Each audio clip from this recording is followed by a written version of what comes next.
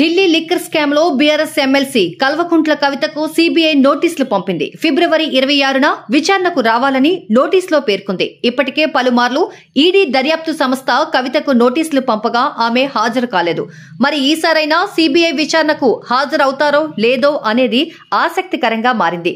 మరోవైపు లిక్కర్ కేసులో కవిత వేసిన పిటిషన్ను సుప్రీంకోర్టు ఫిబ్రవరి 28కి వాయిదా వేసింది. లిక్కర్ కేసుకు సంబంధించి తనకు ఈడీ జారీ చేసిన నోటీసులపై అభ్యంతరం తెలుపుతూ కవిత సుప్రీంకోర్టును ఆశ్రయించారు. కవిత దాఖలు చేసిన పిటిషన్ను ప్రత్యేకంగా విచారిస్తామని సుప్రీంకోర్టు తెలిపింది.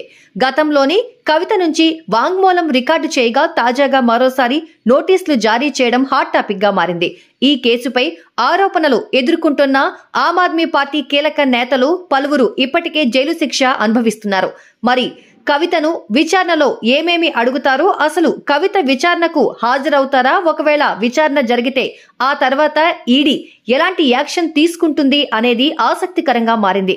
ఇక లిక్కర్ కేసులో ఈడీ దర్యాప్తు దేశవ్యాప్తంగా సంచలనం రేపుతోంది. ఎమ్మెల్సీ కవితను దాదాపుగా ఈడీ అరెస్టు చేస్తుందనే దాకా దర్యాప్తులు వెళ్లాయి. కానీ అనూహ్యంగా ఆ తర్వాత పరిస్థితులు మారిపోయాయి. ఆమె సుప్రీంకోర్టును ఆశ్రయించడం, ఆ తర్వాత పరిస్థితులు మారడంతో ఈడీ లిక్కర్ కేసు దర్యాప్తు కొంత మందగించింది.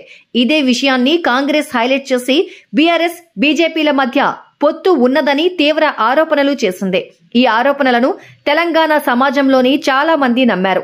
బీఆర్ఎస్ ఓటమికి ఇది ఒక కారణంగా చెబుతారు. ఇక తాజా నోటీసులు ఏ మలుపు తిరుగుతాయో చూడాలి.